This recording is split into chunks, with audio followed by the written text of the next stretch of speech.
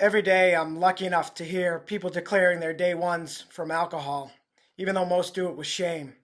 But coming up, I'm going to explain why I consider those people to be right up there with Michael Jordan and Honest Abe. Stay tuned.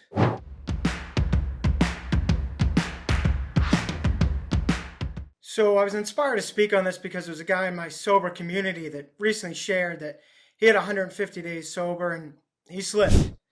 And he said he felt like the biggest loser. And I just couldn't handle hearing that. And I jumped on and I said, listen, let me tell you about a loser. I started drinking 3 months into college. I discovered it was a great way to cheat the system, not be nervous, fit in with the crowd, etc. But I knew pretty quickly alcohol didn't work for me. I would just drink all afternoon and night so I could handle going to parties. And then I'd be doing the Irish exit every night, coming home alone every single night. I really knew I had the beginnings of a problem when my roommate came home from a jog one day and he grabbed a sip of what he thought was my iced tea and it was laced with vodka and he spit it right out. From there, out of college, just about a year or so out of college, went into Boston, was living out in the burbs about 45 minutes away at a dance club where I always had to drink so that I could feel comfortable dancing. Well, one of the girls we were with got sick pretty early in the night. They grabbed me and said, hey, we need to drive home early. I was the driver. I'd planned to sober up, end up getting a DUI on the way home. From there, I got married and separated. I came home one night from a work event. We had this little garage just big enough for the car. I parked with the car running. Was so exhausted, just kind of put my head down on the wheel. Woke up probably an hour later. The car's still running. The only thing that saved me was I never shut the garage door, which I typically always did right away because the car was just big enough to fit in the garage. So I'd always shut it right away to make sure I pulled up enough all the way. From there, I gave my grandmother's eulogy years later to beat my nerves. And so I wouldn't get emotional. I was doing shots out in the parking lot. Last thing I remember after saying a few words up on the altar was getting hauled off the altar and I woke up couple hours later in my passenger seat of my car at the restaurant we went to afterwards. Thanks to my cousin Jackie for driving my car there. From there, years later, I took my niece to a One Direction concert, vowed I wasn't going to drink. My family handed it over to me. I felt total trust. But I said, let me bring a little vodka. Just in case it's going to be all these screaming kids, it's going to be a warm-up act, etc. So I thought I brought what was a small bottle of vodka. We got there early to beat the crowd.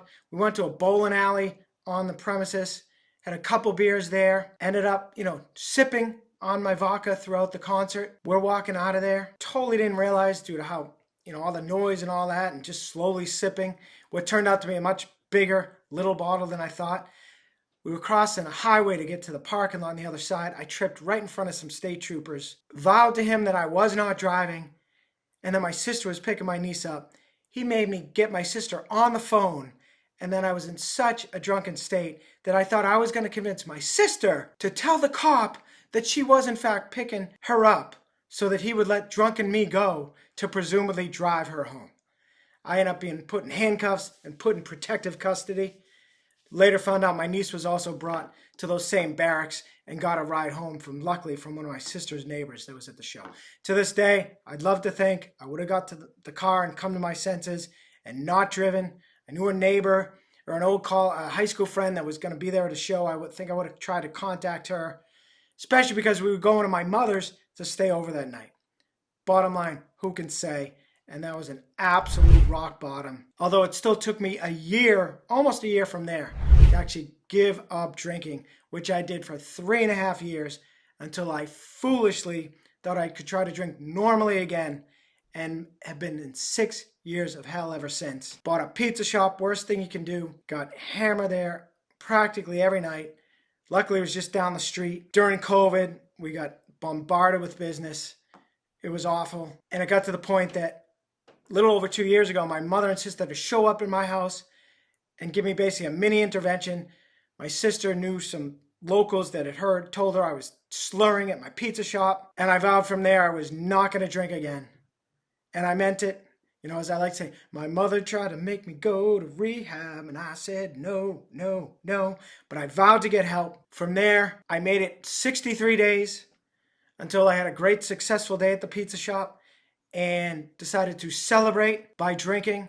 Thought I was just going to drink a little bit. It was before a family vacation, day before a family vacation where I do not drink. So it would be just for today, just some Dr. McGillicuddy's. And that led to another long slip before I eventually quit for another 120 days or so, but then got out of community, slipped again, and eventually had to sell a very successful pizza shop about 3 months ago because I knew I could not trust myself to stay sober, even though I had built up several months of sobriety at that point, but I knew it was not going to last.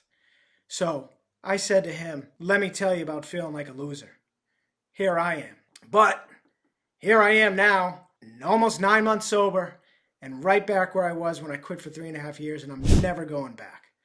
So declaring day ones is so important, and one other failure before I get to that, but that led me in the share to think of a gentleman named Abe Lincoln, who basically lost every initial election he ever ran for.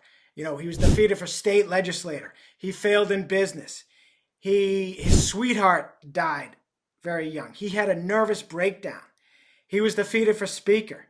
He was defeated for nomination to Congress. Eventually elected to Congress, but then lost renomination. He was rejected as a land officer. He was defeated for U.S. Senate. He was defeated for nomination for vice president and again defeated for U.S. Senate. And that was in 1958. And then guess what happened in 1860, I'm sorry, it was 1858. In 1860, he was elected president of the United States and became Abe Lincoln. You want to feel like a loser? Talk to him up in heaven someday. The point is a woman said today, now well over a year of sobriety, she said, I looked and I had 22 day ones listed in my phone. So she said, if you're struggling, keep struggling. And that's the best thing I've ever heard. I like to say, every time you declare a day one, it'll either be your last or get you one closer to it. If you keep showing up, you will, and make sobriety your number one priority, you will get sober eventually. That is a virtual fact. Another quote a woman said is, a millionth day one is better than no day one. Each one makes you stronger, and it truly does. The people that have the guts to show up and say, yeah, I slipped, but I'm declaring my day one, those people are winners, not losers. Another quote from a guy named Michael Jordan, he said, I lost almost 300 games. He said, I've been trusted to take the game-winning shot 26 times and missed. I've failed over and over again in my life, and that's why I succeed. They say if Jordan, it took him 7 years before he won his first title. He said if he had won in his first or second year, he very likely never would have won 6 in a row. So when it comes to this disorder, understanding that it's not a moral failure to struggle with alcohol is the first step towards self-acceptance and healing, which is key to beating this thing. I love to say, they say failure, or I like to say instead of failure, unsuccess. Unsuccess is success in progress. It's not failure, it's feedback. And to shame ourselves when we slip is to only perpetuate or almost enable those who don't get this. This is a chronic mental disease, same category as Alzheimer's. Everyone's got empathy for that. Nobody questions that, but they don't have that for this disease/disorder. And they should. And I'm going to help educate the world, but it's got to start from us. So if you shame yourself for slipping, you're part of the problem. There's no shame in that. Shame is adjacent to I can do better. And that's all you take from a slip. Slip all stands for some learning in progress. Learn from it. If you want to get mad about it, channel that at the enemy, which is alcohol. Channel at that voice that thinks it's trying to help you. That voice is the neural pathway that remembers from all those days that we used alcohol and maybe from the days that worked from us. It doesn't work from us anymore. So you got to stand up to the voice. You got to re-educate it. It's a 1-second decision. You got to tell it to F off at every turn, and you've got to do the work. And that includes showing up, declaring your day one. The last time I ever drank, I declared not a day one, but a day two. I wasn't ready to do it on day 1, but I got inspired to declare my day 2. It was on a huge call with 400 people. And I said, this is going to be my final day 2. And then I got on the next day and I said, today's day 3 and day 4. What I really want to get to is declare my day 9 on that same original call the next week. And then declared it every day after that. But especially on that big call, I then declared a week later my day 16, my day 23, my day 30.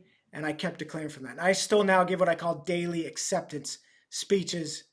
And now I'm on day, I should remember this, but I think it's today, day 267. So consider this my day 267 acceptance speech. And from the very beginning, from the minute I declared that day 2, I did it with pride. I was probably the most proud person ever to declare a day 2. But everybody should. That'll do it. As always, please like, share, subscribe, and remember, stronger, sober. Thanks.